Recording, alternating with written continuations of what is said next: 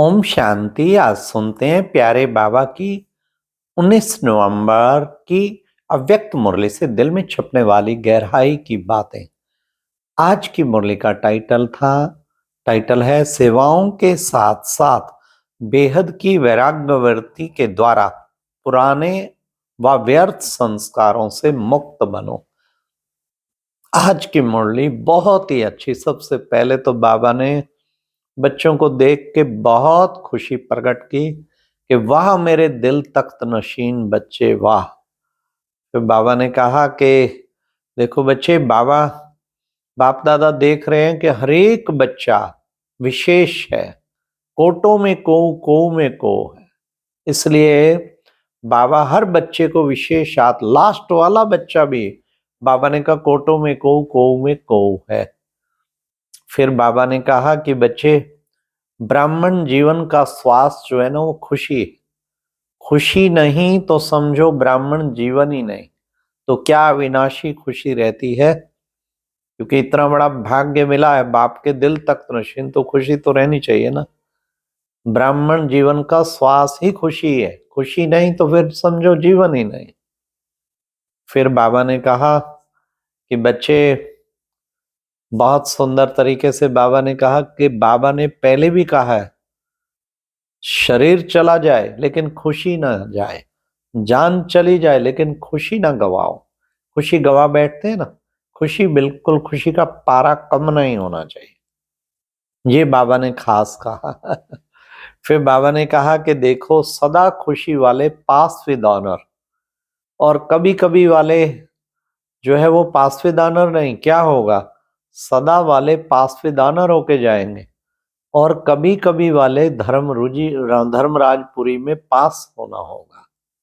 कितना फर्क बताया। तो क्यों ना सदा खुश रहें ताकि पास विद ऑनर होके जाएं।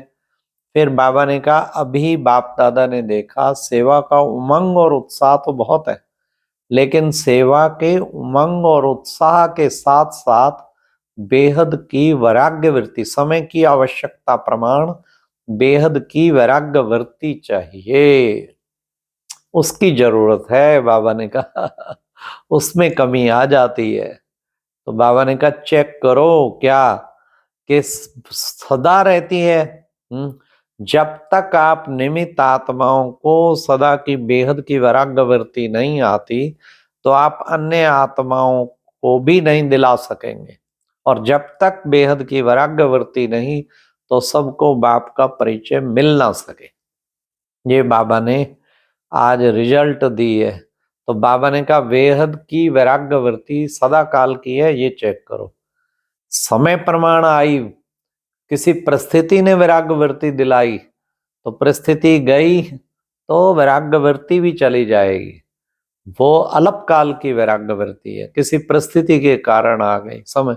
लेकिन सदा रहे ज्ञान के आधार पे कि कैसे अंतिम समय और क्या देह और ये पुरानी देह की दुनिया, इनसे मन उठा हो और विदेही बने रहे, इसे कहेंगे सदा काल की वैराग्य वृत्ति। इसको बाबा ने कहा धारण करना है। बाबा ने कहा कि विशेष जो है वैराग्य वृत्ति खंडित होने का कारण क्या है। बाबा ने कहा देह भान, जैसे देह भान नेचुरल हो गया ना, ऐसे देही अभिमानी नेचुरल हो जाए।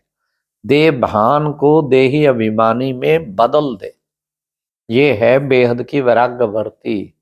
ये नेचुरल हर समय रहे देही अभिमानी की अवस्था, देह भान नेचुरल हो गया, ये बाबा ने खास कहा। फिर बाबा ने कहा वर्तमान समय जो देह भान का विघन है उसका कारण है हरेक के पुराने संस्कार, वो अपनी तरफ खींच लेते हैं, पुराने संस्कारों से मुक्त नहीं है। पुराने संस्कार, व्यर्थ के संस्कार वो खींच लेते हैं।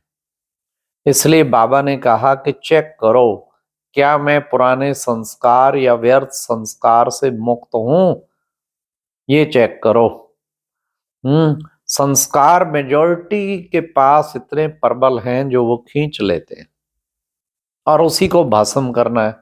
बाप दादा ने देखा कि वैराग्य वृत्ति के द्वारा संस्कारों की वैराग्य वृत्ति में कमजोरी, चाहे अंश मात्र है, लेकिन जहां अंश है वो वंश को लाएगा ही, इसलिए अंश को भी नहीं रहने देना।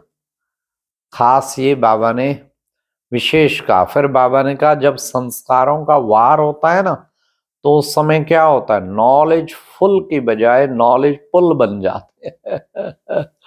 नॉलेज पुल किसे कहते हैं? बाबा ने कहा जो कहते हैं मैं समझता तो हूं ऐसा नहीं होना चाहिए, पर क्या करूं हो जाता है, ये है नॉलेज पुल, नॉलेज को खींचने वाला। तो बाबा ने कहा डायमंड जुबली का अर्थ है डायमंड बनना, अर्थात बेहद के वैरागी बनना। फिर बाबा ने खास कहा जितना सेवा का उमंग है, वैराग्य वृत्ति का, जितना सेवा का उमंग है, वैराग्य वृत्ति का अटेंशन नहीं है, उसमें अलबेलापन है, चलता है, हो जाएगा, समय पे सब हो जाएगा। बाबा को भी दिलासा देते हैं, बाबा सब हो जाएगा, देखना तो सही सब हो जाए, समय पे हो जाएगा। तो समय शिक्षक है क्या? बाबा ने कहा समय शिक्षक है तो समय पाएगा, तुम्हें क्या करना है, खुद पाना है ना। तो इसलिए बाबा ने कहा उसका कोशिश करो, इस अलबेलेपन को खत्म करो। फिर बाबा ने कहा वैसे कल्प पहले आप ही तो बने थे या नहीं बने थे? बने थे ना, केवल वो मर्ज है, उसको इमर्ज करने की जरूरत है। हम ही कल्प कल्प के विजयी हैं, ये इमर्ज करने की जरूरत है, फिर सब कुछ ठीक हो जाएगा। फिर बाबा ने कहा कितने भी साधन प्राप्त हों, लेकिन वैराग्य वृत्ति की साधना वो मर्ज ना हो, साधन और साधना का बैलेंस होना चाहिए।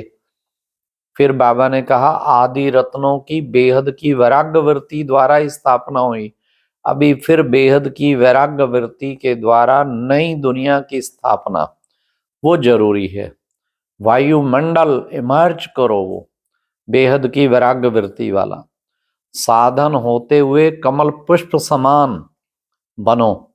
साधन तो आपके कर्म के भोग का फल है, इसलिए बाबा ने कहा आपके कर्म योग का फल है, लेकिन साधन होते भी उससे न्यारे कमल पुष्प समान ऐसे बन के दिखाना है।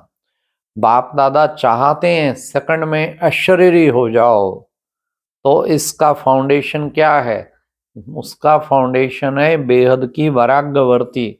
अभी अभ्यास चाहिए, जब चाहें, जहां चाहें, जैसा चाहें, जितना समय चाहें, अपने को सेट कर सकें, सेकंड में सेट कर सकें। तो बाबा ने कहा सेवा में आना है तो सेवा में आए, और जब सेवा से न्यारे होना है तो झट न्यारे हो जाएं। ये अभ्यास चाहिए। स्टॉप लगाओ तो झट स्टॉप हो जाए, ये नहीं कि लगाओ स्टॉप और हो जाए क्वेश्चन मार्क। तो बाबा ने कहा व्यर्थ संकल्प को स्टॉप कहा तो स्टॉप हो जाए, समाप्त समाप्त हो जाए। तो फिर बाबा ने खास कहा योगी हो ना, योग लगाते हो ना या युद्ध करते हो, योगी नहीं योधे, योधे नहीं बनना है, योगी बनना है। बहुत काल के योधे बन गए तो चंद्रवंशी में चले जाएंगे। सोचना और होना ये किसका काम है? इसको कहते हैं विल पावर। विल पावर होनी चाहिए ना। प्लान बहुत बनाते हो, प्रैक्टिकल करेंगे, प्रैक्टिकल कम है। अमृत वेले रूरवाहन में कहते हो ये करेंगे ये करेंगे, रात को रिजल्ट फिर बहुत कम होती है। आज का वरदान था एक वर्ता के राज को जान, वरदाता को राजी करने वाले सर्व सिद्धि स्वरूप भावा। एक वर्ता, एक में बस, और कहीं बुद्धि ना जाए, एक वर्ता बनना है, कोई और याद आए ही ना, तो तब सिद्धि मिलेगी। इस राज को जानो।